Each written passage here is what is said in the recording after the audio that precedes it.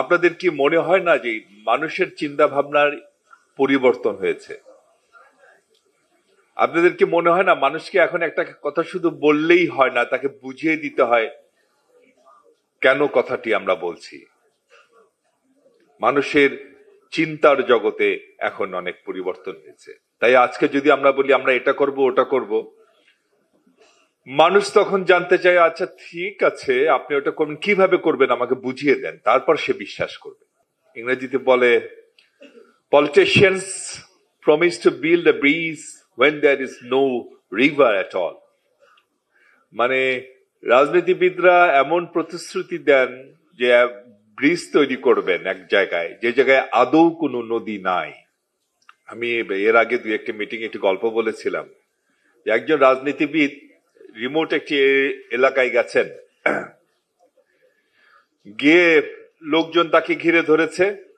এখন লোকজন তাকে বলছেন যে আপনি এসেছেন, ঠিক আছে আপনার কাছে আমাদের দুটো দাবি আছে। তখন পলিটিশিয়ান বলছেন কি দাবি কি?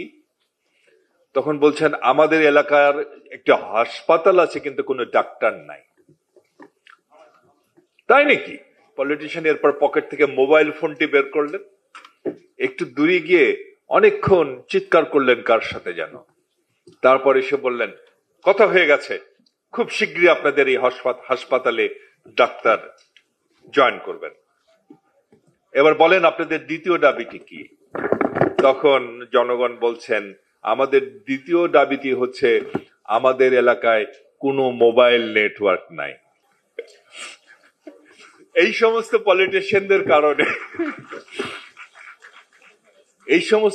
পলিটিশিয়ানদের কারণে আমাদের জনগণের রাজনীতিবিদদের উপর আস্থা নষ্ট হয়ে গেছে।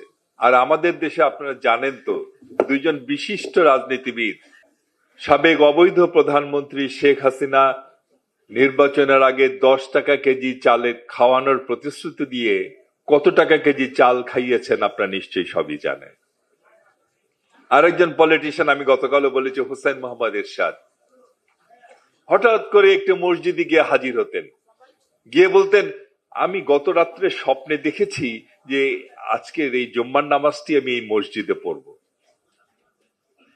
অথচ ওই এলাকার জনগণ দেখেছে যে ওই মসজিদে গত 1 মাস ধরে সিকিউরিটি গার্ডরা টহল দিয়ে বেড়াচ্ছেন, কোন নিরাপত্তা ঝুঁকি আছে কিনা।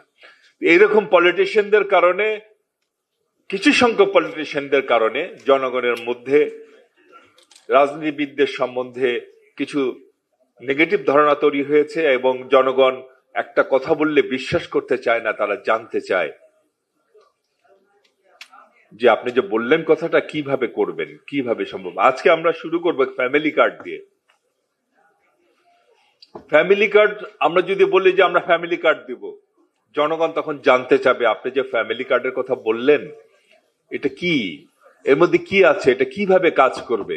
সুতরাং জনগণের সেই প্রশ্নের উত্তরগুলো যদি আপনারা দিতে না পারেন, তাহলে স্বাভাবিকভাবেই জনগণ আমাদেরকেও ওই হাসিনা বা এরশাদের মতো মনে করবে।